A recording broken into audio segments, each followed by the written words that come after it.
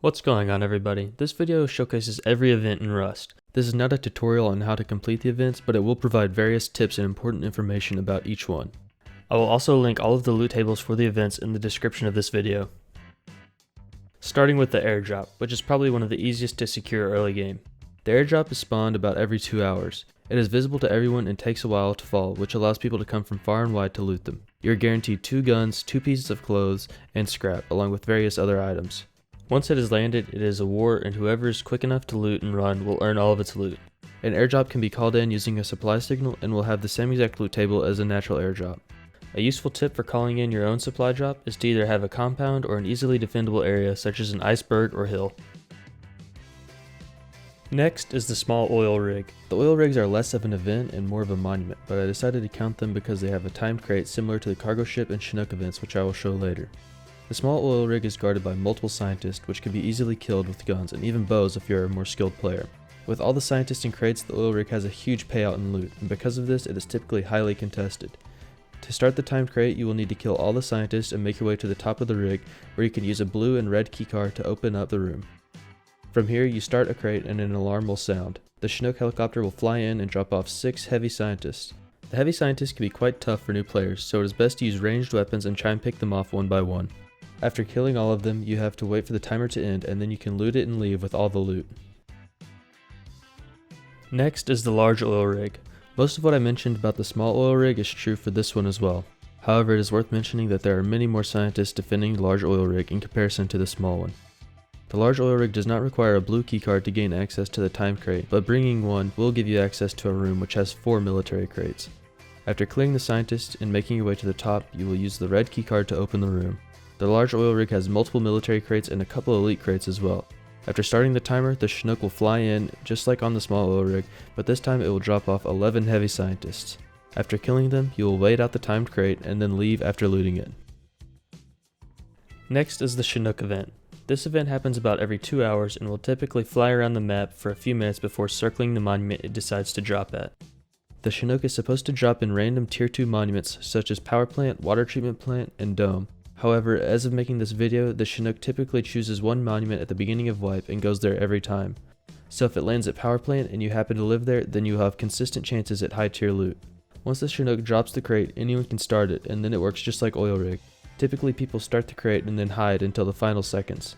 An icon will pop up on the map showing which monument the crate dropped at, and with the 15-minute timer, people have plenty of time to get to the fight. If you win the fight, you can run up to it and take all the loot and run. I will also add that the Chinook can be taken down with high velocity rockets or tall structures, however this is pretty hard to do.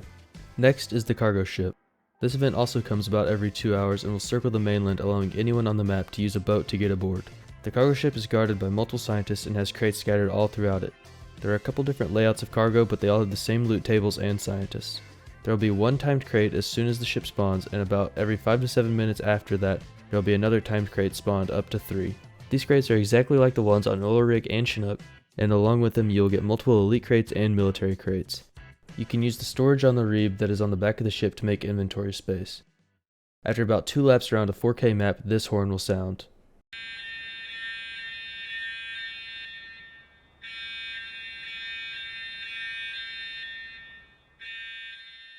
This means that the ship is despawning.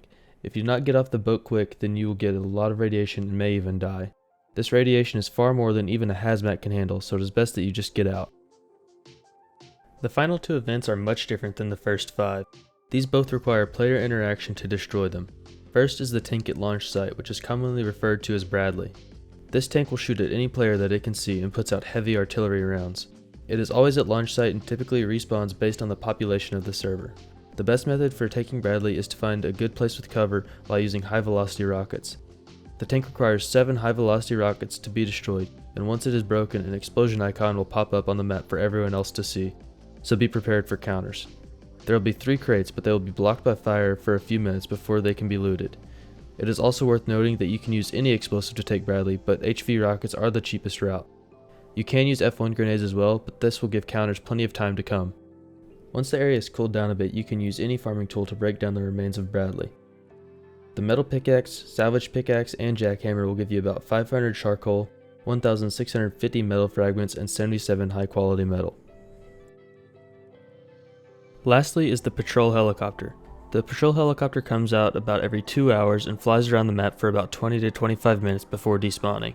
If you are prepared with meds and ammo, then you can try and destroy the heli. You can use any weapon, but having an automatic 5.56 weapon is the best. Using 5.56 ammo, you will want to have about 250 to 300 bullets, maybe more if you are newer. The heli will rocket you every 2 or 3 passes by the base. These rockets can kill you easily, so it is best to get deeper into the base to act as more cover from them. When shooting at the heli, it is best to focus your shots on the rotors as they do the most damage. After taking the heli, it is very similar to Bradley in the sense that it will put an icon on the map and have fire guarding the 4 crates that drop. You can also farm the heli like Bradley and will get about 800 charcoal, 1500 metal fragments, and 70 high quality metal. A pro tip that isn't always possible is to try and make the heli crash into a body of water. This will automatically put the flames out so you can quickly loot the boxes and get to safety. One last thing to know is that the heli will aggro on you for having any weapon out apart from tools, spears, and bows. This means no Ayoka, crossbow, and so on. You can also only have on 2 pieces of clothing. It does not matter which 2 pieces, but any more than this will cause it to aggro on you. One last tip to know about the heli is that it will not shoot at a hazmat, as they are considered one piece of clothing. I hope you enjoyed this Rust guide. If you liked it, be sure to let me know and I'll make more videos similar to it in the future. If you haven't seen my first solo video, you can check it out here. Thanks for watching.